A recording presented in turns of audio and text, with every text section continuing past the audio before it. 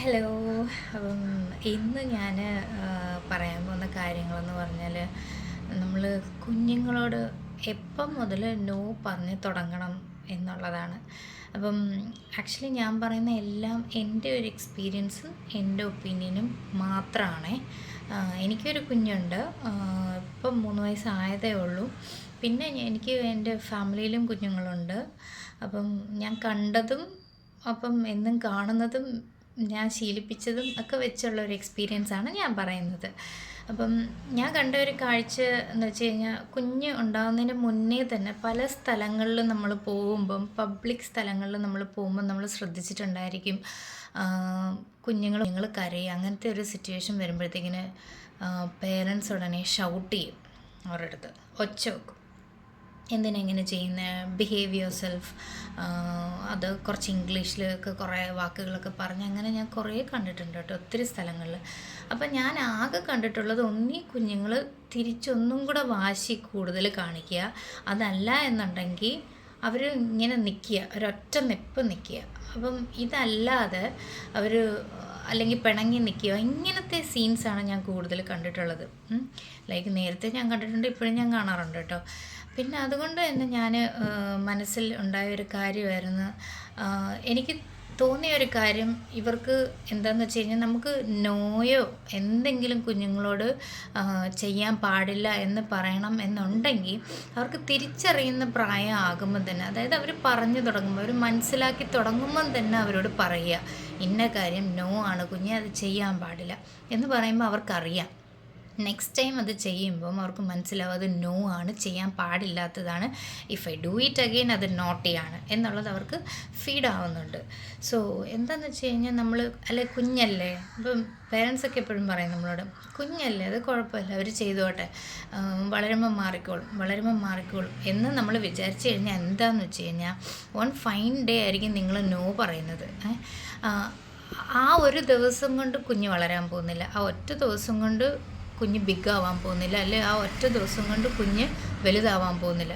ഒരു ദിവസം എന്തായാലും നിങ്ങൾ നോ പറയുമ്പോൾ അന്ന് കുഞ്ഞ് ഓർക്കും, ഞാൻ ഇന്നലെ വരെ ചെയ്തുകൊണ്ടിരുന്നതല്ലേ, അപ്പോൾ ഇന്നലെ വരെ എന്നെ ഒന്നും പറഞ്ഞില്ലല്ലോ, ഇന്ന് എന്തും കൊണ്ട് എന്നെ നോ പറയും, ഇന്ന് എന്തും കൊണ്ട് എന്നെ റെസ്ട്രിക്റ്റ് ചെയ്യുന്നു എന്ന് തിങ്ക് ചെയ്ത് തുടങ്ങും കുഞ്ഞുങ്ങൾ. സോ എൻ്റെ ഒരു അഡ്വൈസ് എന്താണെന്ന് വെച്ചാൽ, നിങ്ങൾ നോ പറയാൻ തുടങ്ങുന്നു, അല്ലെ നോ പറയേണ്ട സംഭവങ്ങൾ എന്തായാലും കാണും, കുറേ വാശി പിടിക്കുക, അല്ലെ എടുത്തെറിയുക, അല്ലെ അങ്ങനെ കുറേ കാര്യങ്ങൾ കുഞ്ഞുങ്ങൾ ചെയ്യുന്നതുണ്ടല്ലോ. അതൊക്കെ നിങ്ങൾ കുഞ്ഞിലേ തന്നെ ഒരു മനസ്സിലാക്കുന്ന പ്രായം ആകുമ്പം തന്നെ നിങ്ങൾ നോ പറയുക. അപ്പോൾ കുഞ്ഞിലേ മനസ്സിലാവും അത് ചെയ്യാൻ പാടില്ലാത്ത കാര്യമാണെന്നുള്ളത്.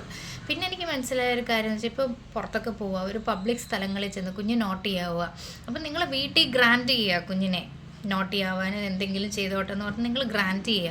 എന്നിട്ട് നിങ്ങൾ പുറത്ത് പോയിട്ട് ബാക്കിയുള്ളവർ കാണാൻ നിങ്ങൾ എംബാരസ് ആകുമ്പോൾ നിങ്ങൾ കുഞ്ഞിനോട് shut up, behave yourself, or go stand there അങ്ങനെയൊക്കെ പറയുമ്പോഴത്തേക്കിന് കുഞ്ഞിനൊന്നും മനസ്സിലാവുന്നില്ല, കുഞ്ഞ് ഷോക്കായി പോവുകയാണ്. കാരണം ഇങ്ങനത്തെ ഒരു ബിഹേവിയർ എപ്പോഴും പബ്ലിക്കിൽ മാത്രമേ പേരൻസ് കാണിക്കുന്നുള്ളൂ, വീട്ടിൽ എല്ലാം അലോ ചെയ്യാണ്, എല്ലാം ഗ്രാൻറ്റഡ് ആണ് എന്ന് വരുമ്പം അവർ വീണ്ടും കൺഫ്യൂസ്ഡ് ആണ്, അവർക്കൊന്നും മനസ്സിലാവുന്നില്ല. അങ്ങനത്തെ സിറ്റുവേഷൻസ് ഉണ്ടാവാറുണ്ട്. സോ ഇതാണ് ഞാൻ പറഞ്ഞു വരുന്ന മെയിൻ കാര്യം. നിങ്ങൾ എന്തിനേലും നോ പറയുന്നു എന്നുണ്ടെങ്കിൽ, എന്തിനെങ്കിലും നോ പറഞ്ഞ് തന്നെയാണ് ഒത്തിരി കാര്യങ്ങൾ നമ്മൾ ആസ് എ പേരൻറ്റ് നമ്മൾ ഒത്തിരി കാര്യങ്ങൾ കുഞ്ഞിനെ പറഞ്ഞു കൊടുക്കേണ്ടിയിരിക്കുന്നു. നോ പറയേണ്ടടുത്ത് നോ തന്നെ പറയണം. ലൈക്ക് ഇപ്പോൾ എന്തെങ്കിലും ഒരു സാധനം എടുത്ത് പൊട്ടിക്കുന്ന സംഭവങ്ങളെടുത്ത് വീട്ടിൽ പൊട്ടിക്കുക, നമ്മൾ വീട്ടിൽ അലോ ചെയ്തിട്ട്, കുഞ്ഞിനറിയത്തില്ല ഇത് വീടാണ്, ഇത് പബ്ലിക് സ്ഥലമാണെന്നുള്ളത്. അത് തന്നെ കടകളിൽ പോയി കഴിഞ്ഞാലും പൊട്ടുന്ന സാധനങ്ങൾ കാണും, എടുത്ത് കുഞ്ഞുങ്ങൾ എറിയാൻ ശ്രമിക്കും, അന്നേരം നമ്മൾ ഇവിടെ ചെയ്യാൻ പാടില്ല അങ്ങനെ പറയരുത്. ഒരു സ്ഥലത്തും നിങ്ങൾ ചെയ്യാൻ പാടില്ലാത്തത് ചെയ്യാൻ പാടില്ല എന്ന് തന്നെ നിങ്ങൾ പറഞ്ഞു കൊടുക്കണം.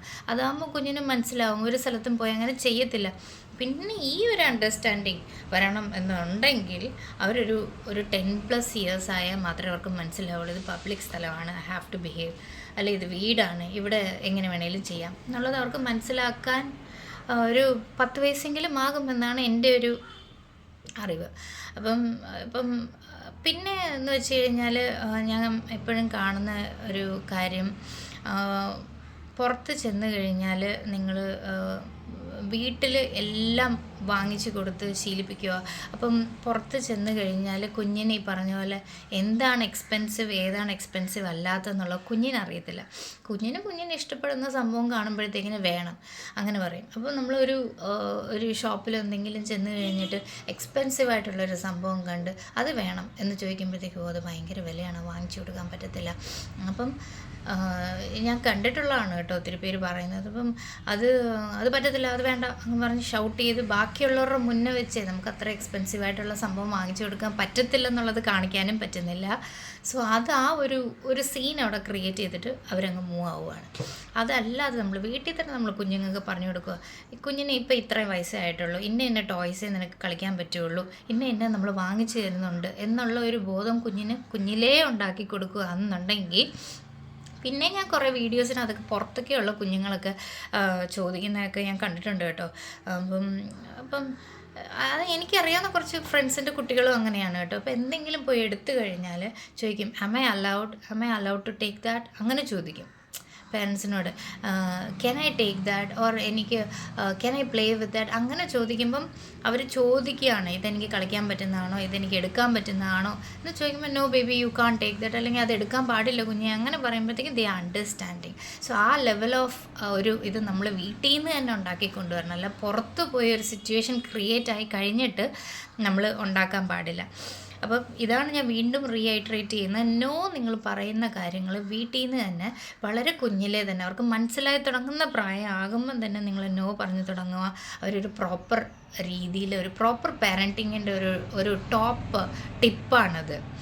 അത് ഞാൻ കുറേ കണ്ടിട്ടുണ്ട്, എൻ്റെ ഫ്രണ്ട്സിൻ്റെ ഇടയ്ക്കും ഞാൻ കുറേ കണ്ടിട്ടുള്ളതൊക്കെയാണ്. അപ്പോൾ ഇത് ഒന്ന് ഒരു റീഐട്രേറ്റ് ചെയ്യാൻ വേണ്ടി ഞാൻ കൊണ്ടുവന്ന ഒരു വീഡിയോ ആണ് ഇന്ന്. അപ്പോൾ പലർക്കും പല അഭിപ്രായം കാണും, പല രീതിയിലുള്ള കുട്ടികൾ കാണും.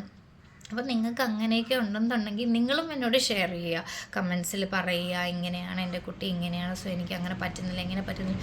നമുക്ക് എല്ലാവർക്കും കൂടെ ഷെയർ ചെയ്ത് ഒരു തോട്ട്സ് അങ്ങോട്ടും ഇങ്ങോട്ടും ഹെൽപ്പ് ചെയ്ത് പറയാൻ പറ്റി മനസ്സിലാക്കി ചെയ്യാൻ പറ്റുന്നു എന്നുണ്ടെങ്കിൽ that is good right. So അങ്ങനെ നമുക്ക് ട്രൈ ചെയ്യാം. But main thing is like ഒരു പബ്ലിക് സ്ഥലത്ത് കൊണ്ടുവന്ന് അവരും എംബാരസ് ആവുക, അവർക്കും മനസ്സിലാവാതാവുക, അങ്ങനത്തെ ഒരു സിറ്റുവേഷൻ ഇനിയും ഉണ്ടാക്കരുത്. അതുകൊണ്ട് വേണ്ടി മാത്രം ഞാൻ ചെയ്യുന്ന ഒരു വീഡിയോ ആണിത്. അപ്പം ബൈ.